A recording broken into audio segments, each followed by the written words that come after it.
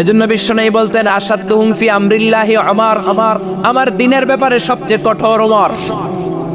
বিশ্বনবী বলতেন আমার পরে কোনো নবী নাই, কোনো রাসূল নাই, তবে আমার পরে যদি কেউ নবী হতো আমার ওমর নবী হয়ে যেত। লা নবিয়্যা বা'দি ওয়ালা রাসূল, আমার পরে রাসূল নাই, কোনো নবী নাই, তবে লাউ কানা বা'দি নবিয়্যুন লাকানা ওমর। প্রভু তুমি বলেছ রাসূল দেবে না, বলনি দেবে না ওমর, বলনি দেবে না হামজা তারি, খালিদ বিজয়ী সমর। প্রভু তুমি বলেছ রাসূল দেবে না, বলনি দেবে না ওমর, বলনি দেবে না হামজা তারি, খালিদ বিজয়ী সমর। প্রভু তুমি বলেছ রাসূল দেবে না। আল্লাহু আকবার। মদিনায় যত মুনাফিক ছিল জমের মতো ভয় পাইতো সাইয়েদনা ওমরকে। শয়তানদের লিডার ইবলিসও ভয় পেত ওমরকে। বিশ্বনবী বলেন ওয়াল্লাযী নাফসি বিয়াদিহি, ওমর ওই সত্তার কসম যেই সত্তার হাতে আমার আত্মা, মা লাকিয়াকা শাইতানু সালিকান ফাজ্জান ইল্লা সালাকা ফাজ্জান গায়রা ফাজ্জিক। ওরে ওমর, শয়তান যদি তোমারে কোনো রাস্তায় দেখে, ইবলিস যদি তোমারে কোনো রাস্তা দিয়ে হাঁটতে দেখে, ইবলিস ওই রাস্তা রেখে দিয়ে অন্য রাস্তা দিয়ে হাঁটে। ইবলিসও সাইয়েদনা ওমর ফারুককে দেখলে, এই রাস্তা দিয়ে দেখলে ওর বাপের কি জীবনে এই রাস্তা দিয়ে হাঁটবেন, এই রাস্তা থুইয়া ওই আরেক রাস্তা ধরবে, চিল্লায় পড়েন আল্লাহু আকবার। কাফেররা ভয় পেত, মুনাফিকরা ভয় পেত, শয়তান ভয় পেত, এমনকি বিশ্বনবীর বিবিরাও ভয় পেত। সুবহানাল্লাহ পড়েন। বিশ্বনবীর বিবিরা বিশ্বনবীরে ধরলেন আমার এইটা কিনা দেন, ওইটা দেন। বিশ্বনবীর কয় টাকা নাই, ক্ষমতা নাই, সামর্থ্য নাই, বেশি কথা কইলে তালাক নিয়ে যাও, তোমাদের চেয়েও সুন্দরী অনেক সতী সাধবী নারী আল্লাহ ব্যবস্থা করে দিবে। বিবিরা মাঝে মাঝে খুনসুটি করতো, নবীরে ধরতো, এটা নাই ওইটা নেই, এটা দেন। একবার সব বিবিরা টাইট করে ধরছে, ও নবী আয়েশার ঘরে যেদিন থাকেন সাহাবারা বেশি হাদিয়া পাঠায় কেন, আমাদের ঘরে যেদিন থাকেন পাঠায় না কেন? কালকে জুমার নামাজের পরে ঘোষণা দিবেন সবার ঘরে সমান সমান হাদিয়া। নবী কয় আমি হাইতান্ন। ও মিয়া, কে হাদিয়া দিবে, কটুক দিবে, এটা কি ইমাম সাহেবের কাজ? ইমাম সাহেবের বাসায় কে কোন দিন কি খাওয়াবে, কি গিফট দিবে, এটা তো কে যে গিফট দিবে তার ব্যাপার। বিশ্বনবী বললেন আবু বকরকে সবাই ভালোবাসে, তাই আবু বকরের মেয়ের ঘরে যেদিন আমার ডেট পরে থাকার সময় ওই দিন হয়তো বেশি হাদিয়া পাঠায়, তোমাদের ঘরে পাঠায় না, আমার বলার কোনো সুযোগ। বিবিরা কয় না আপনারে বলতেই হবে। নবী কয় আমি পারবো না। বিবিরা কয় পারবেন। ইন দ্য মিন টাইম দরজার পার থেকে কে যেন সালাম দিল, আসসালামু আলাইকুম ওয়া রাহমাতুল্লাহ। বিশ্বনবী বললেন ওয়া আলাইকুমুস সালাম। বিশ্বনবী বুঝতে পারলেন সালামটা আমার ওমরের সালাম। বিশ্বনবী সালামের উত্তর দিয়ে বিবিদের দিকে তাকায় দেখে একটা বিবি ওর সামনে নাই, সব উদাও, ভ্যানিশ হয়ে গেছে। ওমর সুবহানাল্লাহ পড়বেন না? এই জন্য ওমরকে শয়তানও ভয় পেত। আমাদের বাচ্চাদেরকে, আমার মেয়ে একটা মাত্র মেয়ে, খাইতে চায় না, শুধু আমার মেয়ে না, অধিকাংশ বাচ্চাদের এই অবস্থা। ওর আম্মু এদিক দিয়ে খাওয়ায়, আবার দৌড় দেয়, আবার আমি খাওয়াই, আবার কান্নাকাটি করে, বলে গল্প শোনাও, তাইলে খাবো। এখন গল্প শোনাইলেও খায় না। বর্তমান সময়ের ছেলে মেয়েগুলো এরকম, এত জ্বালাতন করে, খেতে চায় না তো বলতে হয় বাঘ আসবে, বাঘ, সিংহ আসবে, সিংহ মামা আসবে, ঘুমাও, এগুলো আমরা বলি না? বড় দোষী এটা তারা কি বলেন? বাচ্চা যদি না ঘুমায়, না খাইতে চায়, এগুলোই তো বলে। বাঘ আসবে, বিড়াল আসবে। মদিনাতে ওমরে ফারুক যখন খলিফা, মদিনার কোনো বাচ্চারা যদি না খেতে চাইতো, না ঘুমাইতে চাইতো, মদিনার মায়েরা বলতো তাড়াতাড়ি ঘুমাও, ওই যে ওমর আসতেছে, ওমর। আল্লাহু আকবার। কি শাসক ছিলেন সাইয়েদনা ওমর। সবাই সমান, ওনার বিধান, ওনার রীতি সবার জন্য সমান। মদ খাওয়ার অপরাধে নিজের কলিজার টুকরা ছেলে আবু শাহমাকে 80টা বেত মেরেছে। হাদিসটা দাঈফ, তবে শিক্ষা আছে আমাদের জন্য। 80টা বেত মেরেছে। এক রাতে পাওয়া যায় বেত মেরে ছেলেটাকে আহত করে ফেলেছে, আর এক রাতে পাওয়া যায় পিটাতে ছেলেটাকে দুনিয়া থেকে শেষ করে ফেলেছে। ছেলের মুখে গন্ধ পেয়েছে। আর শরীফতা খামরান, কিরে মদ খাইছস? না বাবা, শরীফ তো নাবিজ, আমি নাবিজ খেয়েছি। নাবিজ খাওয়া যায়। নাবিজ হচ্ছে রাতের বেলা আরবরা দুধের মধ্যে শক্ত ফুরমা ছেড়ে দেয়, 1 কেজি দুধের মধ্যে 10টা শক্ত খুরমা ছেড়ে দিলে সকালবেলা দুধের কালারটা সাদা থাকে না, শক্ত খুরমার রস টেনে ওটা লাল হয়ে যায়, খেতে বড় মজা, এটাকে বলে নাবিজ। কিন্তু সকালেই খেতে হবে। ওইটারে যদি 3 দিন জমায়ে রাখেন, 4 দিন জমায়ে রাখেন, ওইটাও গাঞ্জা হয়ে যাবে, ওইটাও তারি হয়ে যায়, মদ হয়ে যায়।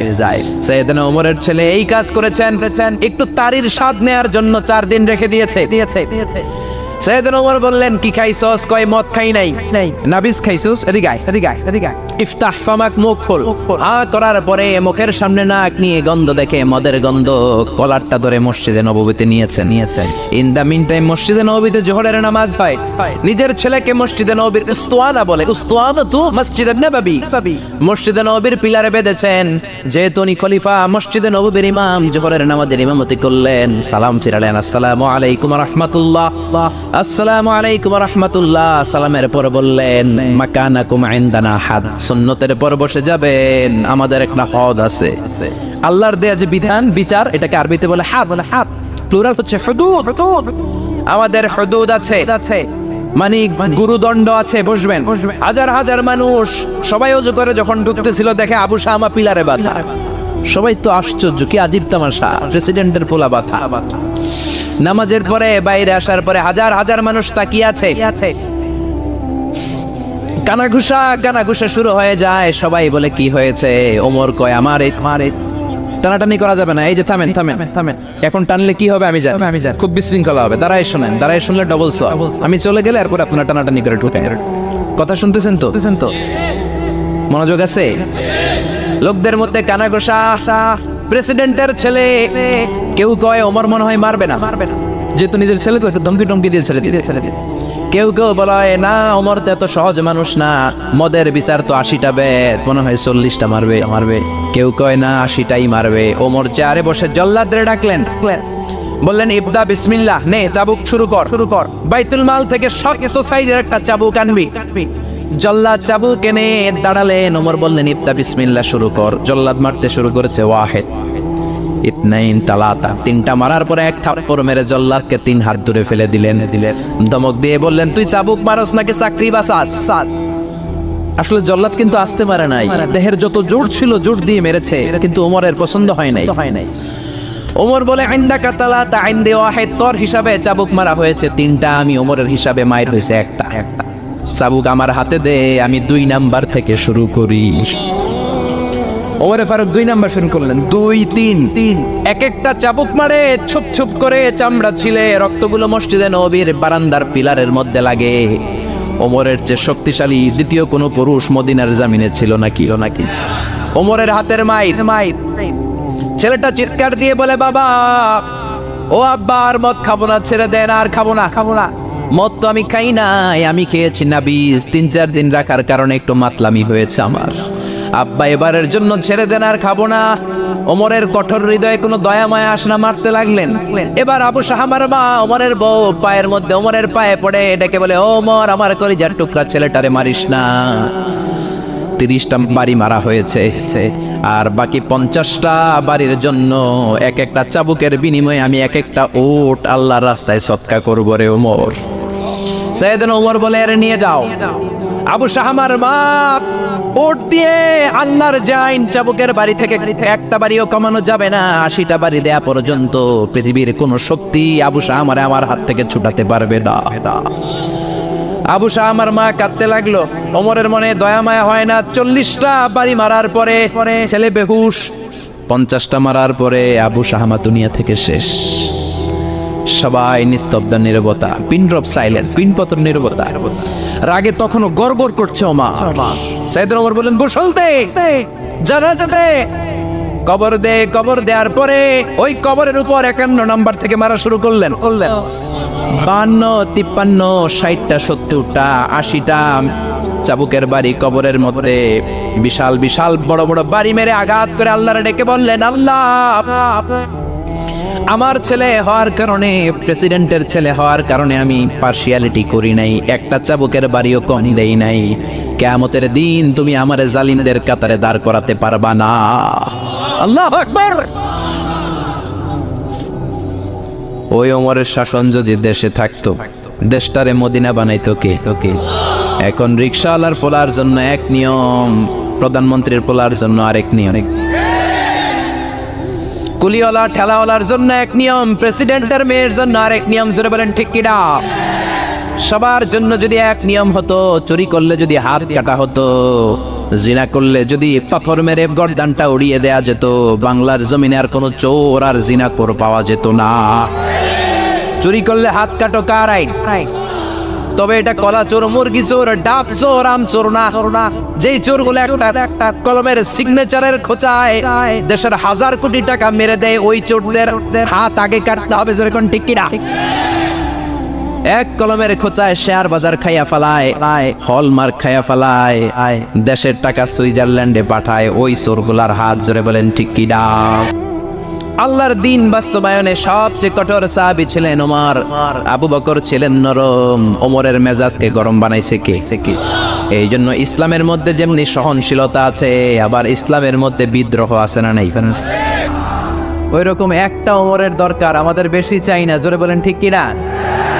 দাও খোদা দাও আমায় আবার ওমর দারাজ দিল, দাও খোদা দাও আমায় আবার ওমর দারাজ দিল, দাও আলীর মতো বীর সেনানি, আলীর মতো বীর সেনানি জাগাতে নিখিল,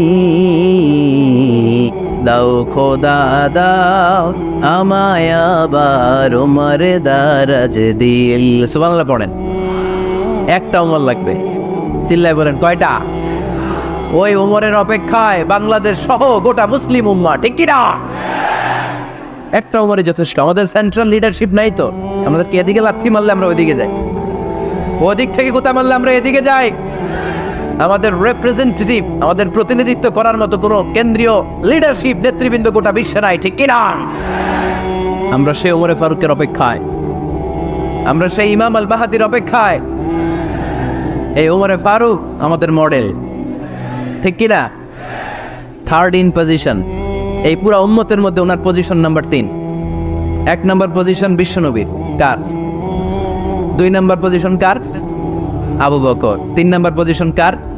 ওমরে ফারুকের। বিশ্বনবী বলতেন লা নবিয়্যা বা'দি, লা নবিয়্যা বা'দি, আমার পরে কোনো নবী নাই। ওয়ালা রাসূলা, আমার পরে কোনো রাসূলও নাই। আমার নবীর পরে আর কোনো নবী আছে? আমার নবীর পরে আর কোনো রাসূল আছে? এই যে কাদিয়ানি যে একটা সম্প্রদায় আছে, এরা কি মুসলিম নাকি অমুসলিম? মুসলিম সম্প্রদায়ের সাথে এদের কোনো সম্পর্ক নাই। চিল্লা বলেন ঠিক কি না? এরা যদি মুসলমান হতে চায়, আমার নবী দ্য লাস্ট মেসেঞ্জার বিশ্বনবীকে খাতামুন নবী হিসেবে সংবাদ সম্মেলন করে গোটা বিশ্বকে জানাই দিতে হবে, তারপরে তাদেরকে আমরা মুসলিম হিসেবে স্বীকৃতি দিব। চিল্লা বলেন ঠিক কি না? তা না হলে তারা কোন ধর্মের এটাকে জানাই দিতে হবে। No inferiority complex, no identity crisis. Identity ক্রাইসিসে থাকা যাবে না। আপনারা কোন ধর্মের এটা জানায় দেন। আপনারা বিশ্বনবীরও শেষ নবী মানবেন না, আবার মুসলিম বলেও নিজেদেরকে ট্যাগ লাগাতে চাইবেন। সাধারণ মুসলমানরা এটা এই ধোঁকাবাজি মানে না। চিল্লায় বলেন ঠিক কিনা? আমার নবীর পরে কোনো নবী নাই, আমার রাসূলের পরে কোনো রাসূল নাই, ঠিক কিনা? আল্লাহর হাবিব বলতেন লাউ কানা বা'দি নাবিয়্যুন লাকানা উমর, তবে আমার পরে যদি নবী হওয়ার যোগ্যতা কারো থাকে, আমার উমরের ওই যোগ্যতা আছে। সুবহানাল্লাহ পড়েন। প্রভু তুমি বলেছ রাসূল দেবে না, বলনি দেবে না ওমর, বলনি দেবে না হামজা তারি, খালিদ বিজয় সমর। প্রভু তুমি বলেছ রাসূল দেবে না, বলনি দেবে না ওমর, বলনি দেবে না হামজা তারি, খালিদ বিজয় সমর। প্রভু তুমি বলেছ রাসূল দেবে না। সুবহানাল্লাহ পড়েন। এজন্য আমরা একটা ওমর চাই। কয়টা? বেশি লাগবে? নেতার মতো নেতা কয়টা লাগে? জোরে বলেন কয়টা? Enough, that's enough. Omar Farooq our super hero. ওনার সাথে বিশ্বনবী সাল্লাল্লাহু আলাইহি ওয়াসাল্লামের মুসাহারার সম্পর্ক ছিল। ওমরে ফারুক যে বিশ্বনবীর শ্বশুর, এটা অনেকে জানেই না। ওমরে ফারুক রাদিয়াল্লাহু তাআলা আনহু বিশ্বনবীর শ্বশুর ছিলেন। এটা আজকে নতুন শুনছেন, কে হাত তোলেন? দেখছেন হুজুর, সঠিক বলছি না আমি? অনেকে আমরা জানি না। মাশাআল্লাহ, জানতে লজ্জা নাই, শিখতে লজ্জা নাই। লজ্জা হচ্ছে অজ্ঞতায় আর মূর্খতায়, ঠিক কি না? আমরা শিখতে রাজি আছি, যে কথা বলে আমরা তার ছাত্র। আমার আগে হুজুর কথা বলতেছিলেন, আমরা ছিলাম ছাত্র। এখন আমি কথা বলতেছি, এখন আমরা সবাই হয়ে গেছি ছাত্র, ঠিক কি না? যিনি বলেন তিনি শিক্ষক, বাকিরা আমরা ছাত্র, ঠিক কি না? 4 খলিফার 2 খলিফা, ইসলামের 4 খলিফার 2 খলিফা বিশ্বনবীর মেয়ের জামাই, আর বাকি 2 খলিফা বিশ্বনবীর শ্বশুর। সুবহানাল্লাহ পড়েন। সাইয়েদনা আলী রাদিয়াল্লাহু তাআলা আনহু, সাইয়েদনা উসমান যুন নূরাইন বিশ্বনবীর মেয়ের জামাই। উসমান রাদিয়াল্লাহু তাআলা আনহুর কাছে বিশ্বনবী 2 মেয়েকে বিয়ে দিয়েছিলেন। একজন মারা যাওয়ার পরে আরেকজন, বিশ্বনবী বলেছেন এরপরে আরেকটা থাকলে ওইটারও বিয়ে দিতা। সুবহানাল্লাহ পড়বেন না? 2 জন ছিল মেয়ের জামাই আর 2 জন ছিল শ্বশুর। সাইয়েদনা আবু বকর শ্বশুর, বিশ্বনবীর স্ত্রী আম্মাজান আয়েশা রাদিয়াল্লাহু তাআলা আনহার বাবা। বিশ্বনবীর স্ত্রী আম্মাজান হাফসা রাদিয়াল্লাহু তাআলা আনহার বাবা ছিল সাইয়েদনা ওমর ফারুক। চিল্লায় পড়ে আল্লাহু আকবার। জান্নাতের পজিশন না, সাইয়্যিদু কুহুলিল জান্নাহ। জান্নাতে যত নারীরা যাবে, নারীদের সর্দারিনী হবে সাইয়্যিদাতুনা ফাতেমা রাদিয়াল্লাহু তাআলা আনহা। এই ফরিদপুরের যত ইয়াং স্টাররা, তোমরা যারা জান্নাতে যাবে, তোমাদের লিডার হবে সাইয়েদনা হাসান আর হুসাইন রাদিয়াল্লাহু তাআলা আনহুমা। আর বয়স্ক মুরব্বীরা যারা জান্নাতে ঢুকবেন, আপনাদের লিডার হবে সাইয়েদনা আবু বকর আর সাইয়েদনা ওমর ফারুক রাদিয়াল্লাহু তাআলা। সুবহানাল্লাহ পড়তে পারলেন না? ওমর ফারুক এটা সাধারণ কোনো ক্যারেক্টারিস্টিক্স নয়। ওনাকে আল্লাহ তাআলা নলেজও দিয়েছেন, আবার দিনদারিও দিয়েছেন। আমার দিনী ভাইয়েরা, খেয়াল রাখবেন, কোনো আলেমের মধ্যে বা কোনো নেতার মধ্যে যদি এই দুইটার সমন্বয় আপনি পান, যে তার জ্ঞানও আছে আবার দিনদারিও আছে, he belongs the knowledge and he belongs the taqwa, সে গোটা বিশ্বকে জয় করে ফেলবে, ঠিক কিনা? যার মধ্যে জ্ঞান আছে, যার মধ্যে তাকওয়া আছে, তারে কেউ থামায় রাখতে পারে? ওমর ফারুককে এই 2 নেয়ামত দিয়ে ধন্য করেছে কে? সহিহ বুখারীর বর্ণনা, বিশ্বনবী সাহাবীদের সামনে একটা স্বপ্নের কথা বলছেন। বিশ্বনবী বললেন, আমি স্বপ্নে দেখলাম আমার আঙ্গুলের ফাঁকা থেকে দুধ বের হচ্ছে। আমি তৃপ্তি সহকারে দুধ খেলাম। খাওয়ার পরে দেখলাম আঙ্গুলের মধ্যে একটু দুধ লেগে আছে। আমার আঙ্গুলে অতিরিক্ত লেগে থাকা দুধটা আমি ওমর ফারুকের মুখের মধ্যে লাগিয়ে দিলাম। সাহাবারা বললেন, ইয়া রাসূলুল্লাহ, ইয়া হাবিবাল্লাহ, মাযা আওয়ালতা বিহি, এই স্বপ্নের আপনি কি ব্যাখ্যা করলেন? আমরা তো বুঝলাম না। বিশ্বনবী বললেন, আওয়ালতু বিহি আল ইলম, আমি এই দুধ দিয়ে জ্ঞানের ব্যাখ্যা করেছি, কারণ ওমরকে আল্লাহ যেই জ্ঞান দিয়েছে গোটা বিশ্বের কাউকে এত জ্ঞান দেয় না। এজন্য স্বপ্নে যদি কেউ দেখেন যে আপনি দুধ খাচ্ছেন, তার মানে আল্লাহ তাআলা আপনার জ্ঞান বাড়ায় দিবেন। ওমর ফারুককে দুধ খেয়ে অতিরিক্ত দুধের অংশটা বিশ্বনবী আবু বকর রাদিয়াল্লাহু তাআলা আনহুর মুখে দেন নাই, সাইয়েদনা উসমানের মুখে দেন নাই, আলী রাদিয়াল্লাহু তাআলা আনহুর মুখে দেন নাই। স্বপ্নে ওই অতিরিক্ত লেগে থাকা দুধটা বিশ্বনবী ওমর ফারুকের ঠোঁটের মধ্যে লাগিয়ে দিয়েছেন। এই হাদিস থেকে প্রমাণ হয় আল্লাহ তাআলা জ্ঞানের নেয়ামতে সাইয়েদনা ওমর ফারুককে ধন্য করেছেন। আবার বুখারীর বর্ণনা, বিশ্বনবী সাল্লাল্লাহু আলাইহি ওয়াসাল্লাম আরেকটা স্বপ্নের বর্ণনা দিচ্ছেন। তিনি বললেন, তোমাদের সবাইকে স্বপ্নে আমার সামনে দাঁড় করানো হলো। আমি দেখলাম তোমাদের কারো জুব্বা নাভি পর্যন্ত, কারো জুব্বা হাঁটু পর্যন্ত, কারো জুব্বা টাকনো পর্যন্ত। ওমরে ফারুককে যখন স্বপ্নে আমার সামনে দাঁড় করিয়ে দেয়া হলো, আমি দেখলাম ওমরের জুব্বা এত লম্বা, ওমর টেনে হিচড়ে তার জুব্বা নিয়ে সামনে হেঁটে যাচ্ছে। সাহাবারা বললেন, ফামাযা আওয়ালতা বিহি ইয়া রাসূলুল্লাহ, ও আল্লাহর রাসূল, এই স্বপ্ন দিয়ে আপনি কি বোঝাতে চাইলেন? আমরা কিছু বুঝলাম না। বিশ্বনবী বললেন, আওয়ালতু বিহি আদ-দ্বীন, আমি এই হাদিসের দ্বারা দ্বীনের ব্যাখ্যা করলাম। যার জামা যত লম্বা তার দ্বীনদারি তত বেশি। সুবহানাল্লাহ, আসতে পড়েন। স্বপ্ন দেখলেন কোন সাহাবীর জুব্বা নাভি, কোন সাহাবীর হাঁটু, কারোটা টাকনু, কিন্তু ওমর ফারুকের জুব্বা এত লম্বা, তিনি তার জুব্বা টেনে হিচড়ে যাচ্ছেন। বিশ্বনবী বললেন, এটা দ্বারা আমি দ্বীন, আমি তাকওয়া, দ্বীনদারি, তাকওয়া, এটার ব্যাখ্যা করেছি। তার মানে ওমর ফারুকের তাকওয়ার সামনে সব তাকওয়া পানি হয়ে যাবে। কোন সুবহানাল্লাহ। আল্লাহ তাআলা সাইয়েদনা ওমর ফারুককে দ্বীনের জ্ঞান দিয়েছেন, তাকওয়া দিয়েছেন। যুবক ভাইয়েরা, যাকে আল্লাহ তাআলা দ্বীনের জ্ঞান দেয়, যাকে আল্লাহ তাআলা তাকওয়ার এই গুণ দিয়ে সমৃদ্ধ করে, তার জন্য গোটা বিশ্বের সব দরজাগুলোকে ওপেন করে দেয় কে? কত বড় মুত্তাকি ছিলেন সাইয়েদনা ওমর ফারুক। মদিনার সমাজে কয়জন মুনাফিক ছিল বিশ্বনবী ছাড়া কেউ বলতে পারতেন না। বিশ্বনবী কোন সাহাবীকে মুনাফিকদের লিস্ট দিয়ে যান নাই, একজন সাহাবী ছাড়া। দেখি কেউ বলতে পারেন কিনা ওই সাহাবীর নাম? কি নাম? হুযায়ফা ইবনুল ইয়ামান রাদিয়াল্লাহু তাআলা আনহু। ওনাকে বলা হতো সাহিবু সিররি রাসূলিল্লাহ, আল্লাহ রাসূল সাল্লাল্লাহু আলাইহি ওয়াসাল্লামের গোপন তথ্যের ধারক বাহক। সুবহানাল্লাহ পড়বেন না? বিশ্বনবী ইন্তেকালের আগে মদিনার সমাজে মোট কয়জন মুনাফিক আছে এই তথ্য আবু বকরকে বলেন নাই, ওমর রাদিয়াল্লাহু তাআলা আনহুকে বলেন নাই, উসমান রাদিয়াল্লাহু তাআলা আনহু, আলী রাদিয়াল্লাহু তাআলা আনহু, আশরাতুল মুবাশশিরিনা বিল জান্নাহ কোন সাহাবীকে বলেন নাই। শুধুমাত্র কেবলমাত্র একমাত্র হুযায়ফা ইবনুল ইয়ামান রাদিয়াল্লাহু তাআলা আনহুর কাছে মুনাফিকদের লিস্টে বিশ্বনবী দিয়ে গিয়েছেন।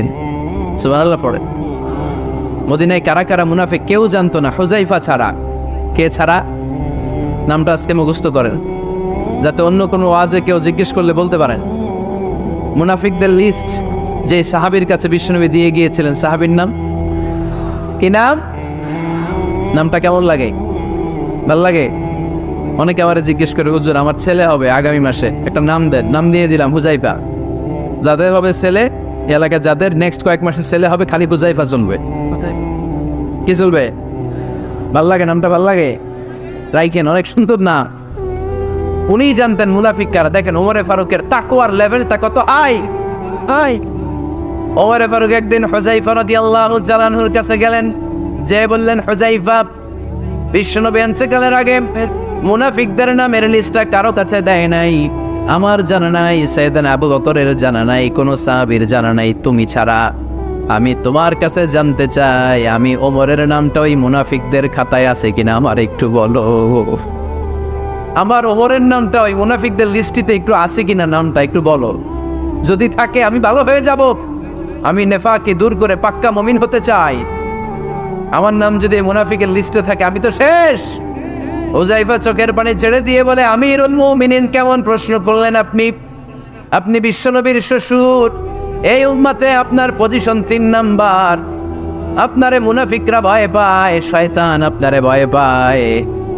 আপনি জান্নাতে সব বয়স্ক লোকদেরকে নিয়ে জান্নাতের মধ্যে আগে আগে ঢুকবেন, কেমন করে মুনাফিকদের কাতারে আপনার নাম থাকতে পারে? ওয়ার সুবহানাল্লাহ পড়ে।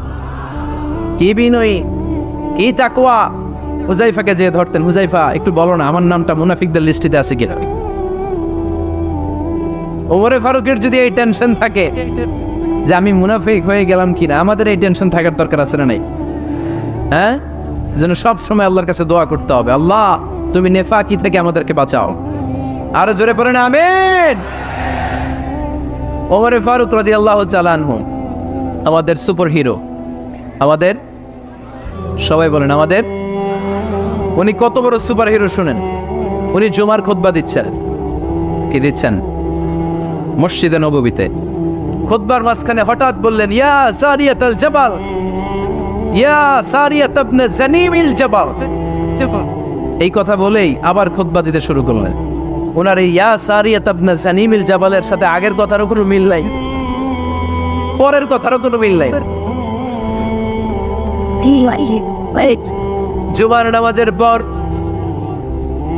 মুসল্লি সাহাবারা ধরলেন, বললেন, ইয়া আমিরাল মুমিনিন।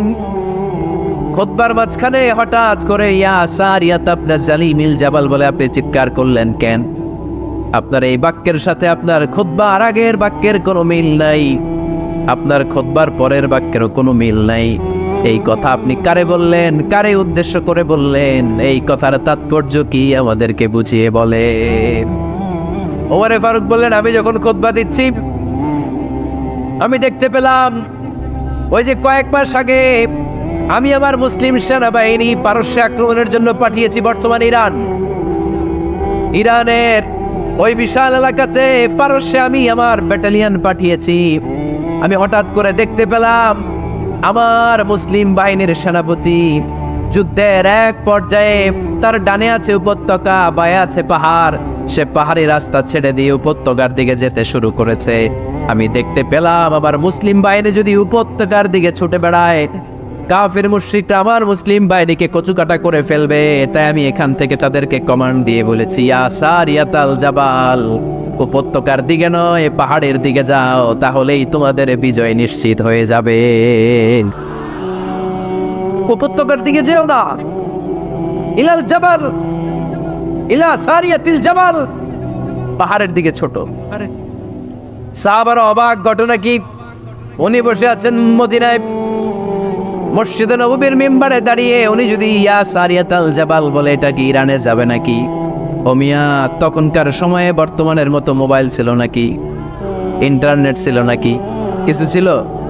খালি মুখে আমি যদি বলি ইয়া সারিয়াতাল জাবাল, এটা ইরানে যাবে, ইন্ডিয়ায় যাবে, ঢাকায় তো যাবেন, ফরিদপুর শহরেই তো বসবে না, ঠিক কিনা? কিন্তু এটা আমিরুল মুমিনিন বিশ্বাসী সাহাবারা বিশ্বাস করে নিল। কিছু মুনাফিক ছিল, এরা কয় না ঝামেলা আছে, এটা তো সম্ভব না। এক কাজ করি, এই সেনাপতি যখন বিজয়ী বেশে মদিনায় ফিরে আসবে আর আমরা ধরব। এরা দিন গুনতে লাগলো, এই সেনাপতি মুসলিম বাহিনী নিয়ে পারস্য জয় করে কবে ফিরে আসবে। এই মুনাফিকের দলগুলো কখনো সেনাবাহিনীকে অভ্যর্থনা জানাতে যেত না, কিন্তু এইবার সবার আগে মদিনার উপকণ্ঠে যে সেনাপতিদেরকে অভ্যর্থনা জানানোর জন্য ফুল নিয়ে রেডি, ফুল নিয়ে দাঁড়ায় আছে। সেনাপতি ঠুকার সাথে সাথে ধরছে, এই সেনাপতি কোত্থেকে আসছো? কয় পারস্য জয় করে আসছি। কয় এমন এমন দিন, জুমার দিন দুপুর বেলা যুদ্ধের মাঝখানে আমিরুল মুমিনিনের কণ্ঠের কোনো কথাবার্তা শুনছো নাকি? সেনাপতি অবাক, কয় তোমরা জানলা কেমনে? শুনছি তো। সুবহানাল্লাহ পড়বেন না? আমরা যুদ্ধে একটা ভয়ঙ্কর অবস্থার মধ্যে ছিলাম, পেছন থেকে শত্রু আমাদেরকে আক্রমণ করতে শুরু করে দিল। ডানে যাব না বায়ে যাব, সামনে যাব নাকি পেছনে যাব, রাস্তা খুঁজে পাচ্ছি না। ডান দিকে ছিল আমাদের উপত্যকার রাস্তা, বাঁ দিকে ছিল পাহাড়ি পথ। আমরা সোজা পথ হবে মনে করে উপত্যকার দিকে ছুটতে আরম্ভ করলাম। হঠাৎ করে আমিরুল মুমিনিনের কণ্ঠ বজ্র কণ্ঠে আমার কানের মধ্যে ভেসে আসলো। আমার মনে হলো আমিরুল মুমিনিন কেমন যেন আমাকে কমান্ড দিচ্ছেন আর বলছেন, ইয়া সারিয়াতাল জাবাল, ডান দিকে উপত্যকার পথে নয়, তাড়াতাড়ি পাহাড়ের দিকে সৈন্য বাহিনী নিয়ে উঠে যা। পাহাড়ের দিকে, ডানে না, this is wrong track and this is the right track. ওই দিন যদি ওমরে ফারুকের ওই গাইডলাইন, আমিরুল মুমিনিনের কমান্ড যদি আমি না শুনতাম, আজকে বিজয়ের বেশে ফিরতেও পারতাম না, আমাদের চেহারাও তোমরা দেখতে পেতে না। ওমরে ফারুকের ওই কমান্ড, ওই গাইডলাইন অদৃশ্য থেকে শোনার কারণে এই পারস্যের মধ্যে আমাদেরকে সেই যুদ্ধে বিজয় দান করেছে কে? দিস ইজ ওমরে ফারুক, দিস ইজ ওমরে ফারুক। বিশ্বনবী বলছেন, ওমর, মা লাকিয়াকা শাইতানু সালিকান ফাজ্জান ইল্লা সালাকা ফাজ্জান গায়রা ফাজ্জিক। ওমর, শয়তান ইবলিস যদি তোমার কোনো রাস্তা দিয়ে হাঁটতে দেখে, শয়তান ওই রাস্তা রেখে দিয়ে অন্য রাস্তা দিয়ে হাঁটে। সুবহানাল্লাহ বাড়িতে যায় বললেন। কে বলতেছে? বিশ্বনবী। কার ব্যাপারে? কার ব্যাপারে? ওমরে ফারুকের ব্যাপারে। শয়তান যদি দেখে যে ওমরে ফারুক এই রাস্তা দিয়ে হাঁটতেছে, শয়তান ওই রাস্তা রেখে দিয়ে অন্য রাস্তা দিয়ে হাঁটে। সুবহানাল্লাহ পড়েন। রাত্রিবেলা আমরা আমাদের বাচ্চা ছেলে মেয়েদেরকে যখন খাওয়াই, বাচ্চারা খেতে চায় না, এরকম হয় আপনাদের ফরিদপুর এলাকায়? এই এলাকায় হয় নাকি? খেতে চায় না বাচ্চারা, এই চকলেট দেখায়া, এই মিনা কার্টুন দেখায়া, এইটা সেইটা এগুলো সেগুলো বলে, গল্প টল্প বলে উলায়া খাওয়ানো লাগে, তাই না? তারপরও খায় না। আমারও ছোট মেয়ে আছে, খেতে চায় না, এইটা সেইটা এমনি সেমনি খাওয়ানো লাগে। তো শেষে না পেরে মা বাবা বলতে বাধ্য হয়, ওই যে ভূত আসতেছে, ভূত, তাড়াতাড়ি তাড়াতাড়ি খাও, তাহলে যে ভূত ধরবে তোমার। ওই যে বাঘ আসতেছে, বাঘ, তাড়াতাড়ি খাইলে তাহলে বাঘে কামড়াবে। বলি না আমরা? আপনারা কি বলেন? ভূত। আর কি বলেন? হ্যাঁ হ্যাঁ, আচ্ছা, এক এক জায়গায় এক একটা আমরা বলি, ভূত আসবে, বাঘ খাবে, ভাল্লুক খাবে, তাড়াতাড়ি খাও।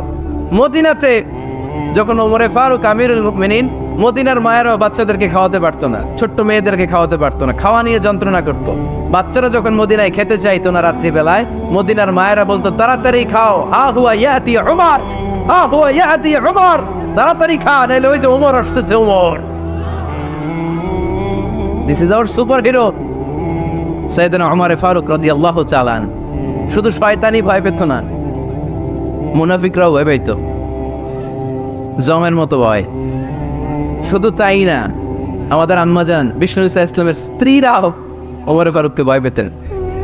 সুবহানাল্লাহ কবেন না? মাঝে মাঝে বিষ্ণু ইসা ইসলামের সাথে আম্মাজান আয়েশার ঝগড়া হতো না? আপনাদের ফ্যামিলিতে ঝগড়া হয় না? হয় না? কার কার দেখি? ওরে আল্লাহ, অনেক আল্লাহর ওলি আছে তো এই জায়গায়। ঝগড়া হয় না? এ কি কথা কয়, ঝগড়া হয় না বলে? বিশ্বনবীর ফ্যামিলিতে ঝগড়া হয়, আপনার ফ্যামিলিতে হয় না? মিষ্টি ঝগড়া। আর ও বিয়েই করে নাই।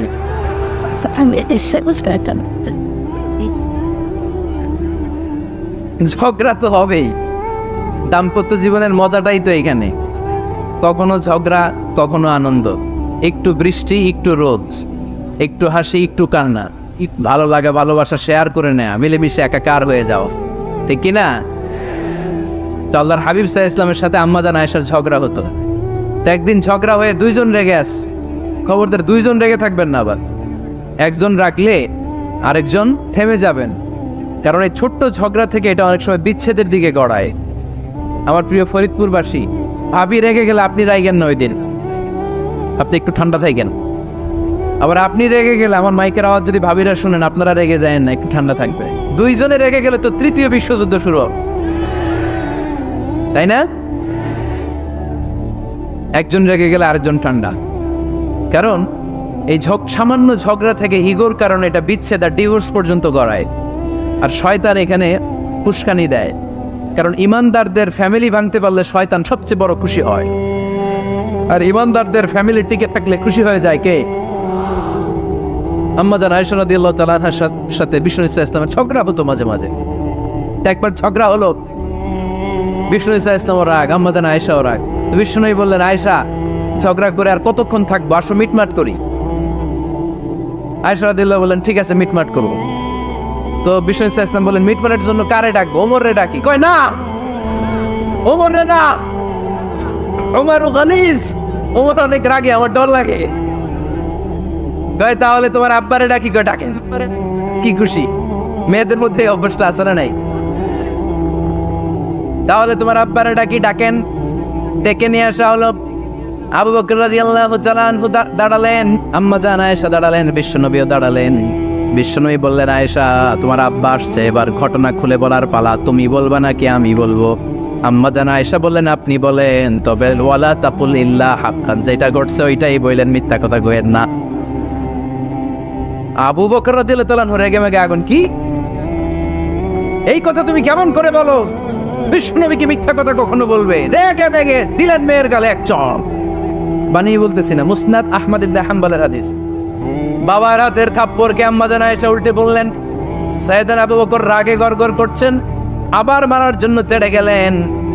এবার বাঁচার জন্য আম্মাজান আয়েশা বিশ্বনবীর পিছনে যে আশ্রয় নিলেন, বিশ্বনবী বাঁচানোর জন্য দুই হাত মেলে দাঁড়িয়ে গেলেন। পড়েন সুবহানাল্লাহ। বিশ্বনবী যখন দুই হাত মেলে দাঁড়িয়ে গেলেন, সাইয়েদনা আবু বকর রাদিয়াল্লাহু আনহু থেমে গেলেন। সাইয়েদনা আবু বকর রাদিয়াল্লাহু তাআলা আনহু ঘর থেকে বের হয়ে বারান্দায় দাঁড়ালেন। পড়েন সুবহানাল্লাহ। এবার বিশ্বনবী আম্মাজান আয়েশার কাছে যেয়ে বলেন, ইয়া আয়েশা, কাইফা রাআইতিনি আনকাসতুকি মিনার রাজুল, দেখছো কেমনে বাঁচাইলাম? আপনি না থাকলে বর্তমানে ফেলতো আজকে। আমি বাঁচাইছি তোমারে, আমি আমার লগে ঝগড়া করো তুমি? লজ্জায় পড়ে আম্মাজান আয়েশা খিলখিল করে হেসে দিলেন, বিশ্বনবীও হেসে দিলেন। দুইজনের হাসির মধুর আওয়াজ শুনে সাইয়েদনা আবু বকর বাইরে থেকে অবাক, কিরে এতক্ষণ না ঝড় তুফান, এখন দেখি হাসি। সালাম দিয়ে অনুমতি নিয়ে ভিতরে ঢুকলেন। ঢুকে দেখেন আম্মাজান আয়েশাও হাসে, বিশ্বনবীও হাসে। এ হাসি দেখে আবু বকর রাদিয়াল্লাহু আনহু হেসে দিলেন। আরশের উপর থেকে খুশি হয়ে গেলেন কে? এবার সাইয়েদনা আবু বকর রাদিয়াল্লাহু তাআলা আনহু বললেন, ইয়া রাসূলুল্লাহ, আশরিকানি ফি সিলমিকুমা কামা আশরাকতুমানি ফি হারবিকুমা। ও নবী, যুদ্ধ লাগলে, দুইজন যুদ্ধ লাগলে মীমাংসার জন্য যেমনি আমারে ডাকেন, এরকম হাসি আর আনন্দের মুহূর্তেও আমারে একটু ডাইকেন। আশরিকানি ফি সিলমিকুমা কামা আশরাকতুমানি ফি হারবিকুমা। নবী, আপনাদের মধ্যে ঝগড়া লাগলে সন্ধি করার জন্য আমারে যেমনি ডাকেন, আপনাদের হাসি খুশি আনন্দ খুনসুটি এই মজাদার মুহূর্তগুলোতে আমার বঞ্চিত রাইকেন না, আমার একটু ডাইকেন। সুবহানাল্লাহ পড়েন। এই মুসনাদ আহমদ ইবনে হাম্বলের হাদিস শোনার উদ্দেশ্য হচ্ছে বিশ্বনবী প্রথমে ওমর ফারুকের নাম বলেছিলেন। সাইয়েদনা আয়েশা বলে না, আমি ডরাই। আইবাত, দিস ইজ কল্ড আইবাত ওমর। একবার বিশ্বনবীর সব বিবিরা ধরলেন, ও নবী আমাদেরকে এটা দেন ওইটা দেন, ঘরে এইটা নাই ওইটা নাই ওইটা নাই। বিশ্বনবীকে আমার কাছে কিচ্ছু নাই, যদি এমনি আমার বউ হয়ে থাকতে চাও থাকো, তাহলে তা না হলে যা লাগবে কিনে দেব, সাথে সাথে তালাকও দিয়ে দিব। কিছু দিতে পারবো না, আমার নাই তো সামর্থ্য নাই। কিন্তু বিবিরাও ছাড়া না, এটা দেন ওইটা দেন। বিশ্বনবী রহমতের নবী, বিবিদেরকে বুঝাতেও পারেন না, বিবিরা আবদার করতেছে নবী এটা লাগবে ওইটা লাগবে। ইন দ্য মিন টাইম বিশ্বনবী একজনের সালাম শুনতে পেলেন, কে যেন দরজায় দাঁড়িয়ে বলতেছে আসসালামু আলাইকুম। বিশ্বনবী দরজার দিকে তাকালেন, তাকিয়ে বললেন ওয়ালাইকুম আসসালাম, আর বুঝতে পারলেন এটা আমার ওমরের সালাম। সালাম দেওয়ার পরে বিবিদের দিকে তাকায় দেখে একজন বিবিও নাই, সব অন্দর মহলের ভিতরে দো। সুবহানাল্লাহ পড়তে পারলেন না? This is our super hero Omar. এরকম ওমর একটা লাগবে, চিল্লায় বলেন কয়টা? একটা ওমর গোটা বিশ্বকে সোজা করে দিবে। একটা ওমর সবল আর দুর্বলের সব পার্থক্য দূর করে দিবে, মাজলুমের উপর জালিমের অত্যাচারের অবসান ঘটায় দিবে, গোটা বিশ্বটাকে সাম্য মৈত্রী ভালোবাসার ইনসাফ দিয়ে পরিপূর্ণ করে দিবে। সেই ওমরের অপেক্ষায় আমরা। নিজের ছেলেকে 80টা বেত মেরেছেন। কয়টা? 80টা বেত মেরেছে। এই ব্যাপারে অনেকগুলো বর্ণনা পাওয়া যায়। সবচেয়ে সহিহ বর্ণনা হচ্ছে মুয়াত্তা ইমাম মালিকের বর্ণনা। ওমর ফারুক রাদিয়াল্লাহু তাআলা আনহুর ছেলে আব্দুর রহমান মারুফুন বিআবি শাহমা ছিলেন মিশরে, ওখানে নাবিজ খেয়েছিলেন। নাবিজ হচ্ছে আরব দেশের লোকেরা দুধের মধ্যে শক্ত খুরমা রাত্রেবেলা ঢেলে দিত, ঢেলে দিলে সারা রাত ওই খুরমার রসটা দুধের সাথে মিশে দুধটা লাল হয়ে যেত। এটারে সকালবেলা খেত, খুব সুস্বাদু, এটাকে বলে নাবিজ। কিন্তু এটা রাতে ভিজাইলে সকালেই খাইতে হয়, রেখে দিলে আবার একটু সমস্যা হয়, এটা অনেকটা তারির মতো হয়ে যায়, মাতলামি চলে আস। তো ওমরে ফারুকের ছেলে নাবিজ খেয়েছেন, মদ খাননি, নাবিজ। কিন্তু নাবিজ খাওয়াতে সাকরান চলে এসেছে। সাকরান চলে আসাতে এটা যখন প্রমাণিত হয়েছে, আমর ইবনে আস রাদিয়াল্লাহু তাআলা আনহু ওনাকে 80 বেত মেরেছেন মিশরে। কয় বেত? নিয়ম হচ্ছে সবার সামনে, কিন্তু সবার সামনে না মেরে একটু গোপনে মেরেছে। এই তথ্য যখন ওমরে ফারুকের কাছে এসেছে, উনি বললেন না, মারতে হবে সবার সামনে, আলাদা মারলা কেন? ও মদিনায় ফিরে আসলে আমি আবার 80টা মারব। মদিনায় ফিরে আসার পরে সাইয়েদনা ওমরে ফারুক ওই আগের 80টারে আর ধরেন নাই, নিজ হাতে আবার 80টা বেত মেরেছেন। এই বেত মারার 1 মাস পরে এই আবু শাহমা ইন্তেকাল করেছে। অনেক ঐতিহাসিক বলে এই বেতের আঘাতে মরেছে, কেউ কেউ বলেছে নিজের রোগের কারণে মরেছে। কিন্তু দিস ইজ দ্য ইনসাফ সিস্টেম অফ ওমর। নিজের ছেলে বলে ছেড়ে দেয় নাই। এখন নিজের ছেলে হইলে 7 খুন মাফ, না তার ছেলে হইলে 10 খুন মাফ, এলাকার মরণের ছেলে হইলে 10 খুন মাফ। নো পার্সিয়ালিটি ইন ইসলাম। ইসলামে পার্সিয়ালিটি নাই। আপনি নেতার ছেলে হন, আপনি বিজনেস ম্যাগনেটের ছেলে হন, আপনি যেই হন না কেন, ইসলামের দৃষ্টিতে সবাই সমান। চিল্লায় বলেন ঠিক কিনা? বানু মখজুমিয়া গোত্রের এক নারী চুরিতে ধরা পড়ল। সাহাবারা বললেন নবী, মদিনার সবচেয়ে ভেরি প্রেস্টিজিয়াস এন্ড ডিগনিফাইড ফ্যামিলির মেয়ে, আপনি হাত কাটেন না, কারণ ইসলামের নিয়ম চুরি করলে কি কেটে দাও। বিশ্বনবী বললেন বলো কি, হাত না কাটার জন্য তোমরা আমাকে রেকমেন্ড করছো? এটা আল্লাহর আইন, পৃথিবীর কেউ রেকমেন্ড করলো শোনার ক্ষমতা আমার নাই, কারণ আইনটা দিয়েছে কে? লাউ কানাত ফাতিমাতু বিনতি মুহাম্মাদিন সারাকাত লাকাতা মুহাম্মাদুন ইয়াদাহা। আরে বনু মাকসুমিয়া মেয়ে তো দূরের কথা, আমার কলিজার টুকরা ফাতেমাও যদি আজ চুরিতে ধরা পড়তো, তার হাত কেটে দিতে আমি 1 মিনিটও দেরি করতাম না। দিস ইজ ইসলাম। এই হচ্ছে ওমরে ফারুকের মানাকিব। এরকম ওমরে ফারুক কয়টা লাগবে? আওয়াজ করে বলতে হবে, কয়টা লাগবে? একটা লাগবে।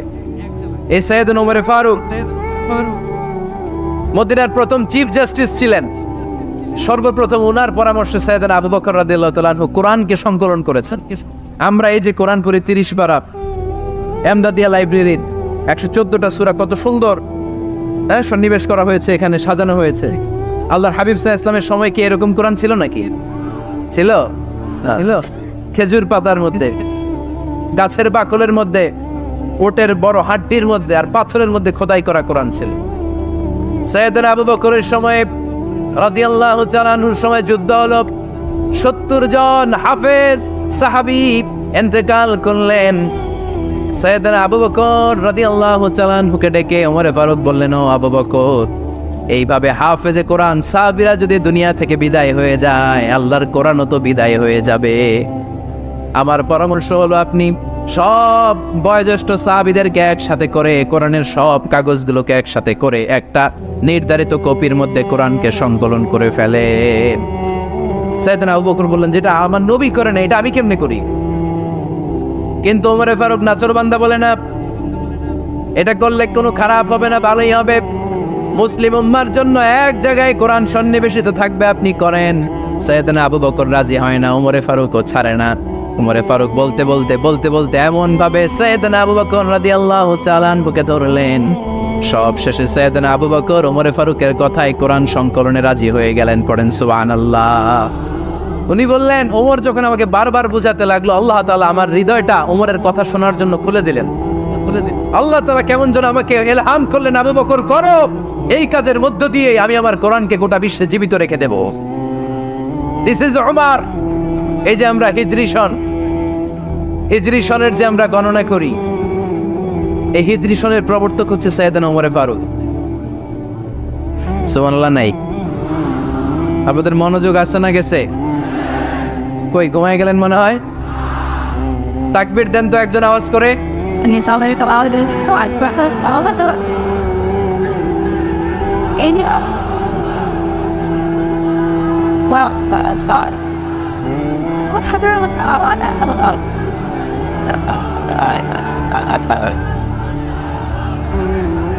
মাশাআল্লাহ মাশাআল্লাহ। বসেন বসেন, এখনই শেষ করে দেব কিছু সময়ের মধ্যে। আমরা একসাথে বিদায় নেব ইনশাআল্লাহ। ওঠা বসা করবেন না, ওঠা বসা করবেন না, বসেন। সাইয়েদনা ওমর ফারুক এই হিজরি সনের গণনা শুরু করেছে। সাহাবারা বলল, আমিরুল মুমিনিন, খ্রিস্টানদের ঈসাই সন আছে, আমাদের মুসলমানদের কোনো সন নাই। আমাদের একটা সন থাকলে আমাদের জিজিয়া নিতে, আমাদের যাকাতের টাকা উত্তোলন করতে অনেক সুবিধা হবে। ওমর ফারুক বললেন, তাহলে কোন সালকে হিজরি, কোন সালকে মুসলিম সাল হিসেবে আমরা ঘোষণা দিতে পারি? একজন বলল, আমার নবী যেই সালে জন্মগ্রহণ করেছেন ওই সালে। ওমর ফারুক বললেন, না, আমার নবীর জন্ম আমাদের জন্য খুশির দিন, কিন্তু এটা আমাদের জন্য প্রেরণা নয়। প্রেরণা নবীর কাজে, ঠিক কিনা? আরো কিছু সাহাবারা বলল, তাহলে যেই সালে আমার নবী ইন্তেকাল করেছে ওইটারে প্রথম সাল ধরেন। ওমর ফারুক বললেন, না, যেদিন তিনি ইন্তেকাল করেছেন এটা আমাদের দুঃখের দিন, এটা আমাদের প্রেরণা নয়। আমাদের প্রেরণা হচ্ছে বিশ্বনবীর ত্যাগ, তিতিক্ষা আর কাজের মধ্য দিয়ে। জোরে কোন ঠিক কিনা? ওমর ফারুক বললেন, যেদিন বিশ্বনবী ইসলাম রক্ষায় নিজের মাতৃভূমি ছেড়ে মক্কা থেকে মদিনায় গিয়েছেন, ওই দিনটাকে হিজরি প্রথম দিন ধরে আমরা হিজরি সাল গণনা করে শুরু করে দেব। ওইটাই হচ্ছে হিজরি সন। সেখান থেকে হিজরি সনের প্রবর্তন করেছেন সাইয়েদনা ওমর ফারুক রাদিয়াল্লাহু তাআলা আনহু। এই যে স্টেট গভর্নমেন্ট, এই যে প্রিজন, জেলখানা, ক্যান্টনমেন্ট, সচিবালয়, গণভবন, বঙ্গভবন, মুক্তিযোদ্ধাদের ভাতা, রাষ্ট্রীয় ভাতা, এই সব নিয়ন্ত্রণ সাইয়েদনা ওমর ফারুক তার রাষ্ট্রীয় আমলে তিনি নিজে করেছেন। চিল্লায় পড়েন আল্লাহু আকবার। আল্লাহ বললেন, ও ফেরেশতা কুল সবাই আমার আদেশ মোতাবেক আদমকে সেজদা করো। সবাই সেজদা করলো, একজন ছাড়া, সে কে? আরো জোরে বলেন। অস্বীকার করলো, ওয়াস্তাকবার, অহংকার দেখালো, কানা মিনাল কাফিরিন, কাফেরদের অন্তর্ভুক্ত হলো, জাহান্নামীদের সর্দার হলো। কয়টা সেজদার আদেশ? আওয়াজ করে বলেন, কয়টা সেজদার আদেশ অমান্য করছে? সেজদা কয়টা দেয় নাই? আপনি দেন নাই কয়টা? হ্যাঁ, আমরা দেই নাই কয়টা? এক সেজদা না দিয়া জাহান্নামীদের লিডার। আমরা সেজদা মিস করছি কয়টা? কয়টা? মুসলমান সেজদায় লুটিয়ে পড়তে হবে একজনের খুশির জন্য, তিনি কে? তাহলে কোরআনকে যে প্রশ্ন করেছি, কোরআন সব উত্তর দিয়ে ফেললো। কোরআন আমাদেরকে জানিয়ে দিল, তোমরা সবাই আল্লাহর নৈকট্যপ্রাপ্ত বান্দা হতে চাও, আল্লাহর কাছের বান্দা হতে চাও, তাহলে ওয়াসজুদ, কি করো? সবাই বলে নাই, আওয়াজ করে বলো মুসলমান, ওয়াসজুদ মানে কি? সেজদা করো। সেজদা করলেই আল্লাহর কাছে যাওয়া যায়। মনের যত জ্বালা যন্ত্রণা দুঃখ ব্যথা আপনি সেজদায় পড়ে আল্লাহরে বলেন। কোনো বায়া লাগবে না, কোনো মিডিয়া লাগে না, কোনো সিরিয়াল লাগে না, কোনো অ্যাপয়েন্টমেন্ট লাগে না। ডাকতে দেরি, ডাকে সাড়া দিতে দেরি হয় না। তাহলে কোরআনের আলোকে আজকে আমরা জেনে গেলাম আল্লাহর কাছে যেতে হলে সেজদায় লুটিয়ে পড়তে হয়। এবার আমরা সুন্নাহর আলোকে জানার চেষ্টা করব কি করে আল্লাহর কাছে যেতে হয়। শুনবেন, কষ্ট হচ্ছে নাকি আপনাদের? সুন্নাহকে যদি আমরা জিজ্ঞেস করি, বিশ্বনবী রেখে যাওয়া সুন্নাতে যদি আমরা একটু তালাশ করি, একটু স্ক্যানিং করি, একটু চোখ বোলাই, তাহলে সুন্নাহ আমাদেরকে বলে বেশি বেশি নফল ইবাদত করো আর আল্লাহর নৈকট্য হাসিল করো। সুবহানাল্লাহ পড়বেন না?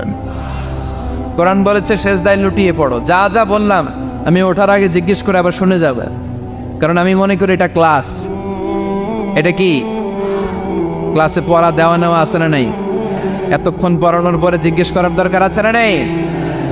কোরআন বলছে কি আর সুন্নাহ কি বলে? নফল ইবাদত। আওয়াজ করে বলতে হবে, সুন্নাহ কি বলে? বুখারীর বর্ণনা, আল্লাহর হাবিব সাল্লাল্লাহু আলাইহি ওয়াসাল্লাম বলেন, মা ইয়াজালু আবদি ইয়াতাকাররাবু ইলাইয়া বিন-নওয়াফিল, বান্দা যত বেশি নফল ইবাদত করতে থাকে, করতে করতে করতে করতে বান্দা আমার কাছের নৈকট্য প্রাপ্ত বান্দা হয়ে যায়। হাত্তা উহিব্বাহু, এরপর আমি আমার বান্দারে এত ভালোবাসি, কুনতু সামআহুল্লাযী ইয়াসমাউ বিহি, বান্দা যখন শোনে সে তার নিজের কান দিয়ে শোনে না, আমি আল্লাহর কানে শোনে। কুনতু বাসারাহুল্লাযী ইউবসিরু বিহি, বান্দা যখন দেখে নিজের চোখে দেখে না, আমি আল্লাহর চোখে দেখে। ওয়ায়াদাহুল্লাযী ইয়াবতিশু বিহা, বান্দা যখন কিছু ধরে বান্দার হাতে ধরে না, আমি আল্লাহর হাতে ধরে। ওয়ারিজলাহুল্লাযী ইয়ামশি বিহা, বান্দা যখন হেঁটে যায় ওর নিজের পায়ে হাঁটে না, কেমন যেন আমি আল্লাহর পায়ে হাঁটে। আওয়াজ করে বলতে হবে আল্লাহু আকবার। মানে আল্লাহ বুঝাতে চাইলেন আমি তখন তার কান হয়ে যাই, আমি তখন তার চোখ হয়ে যাই, আমি তখন তার হাত হয়ে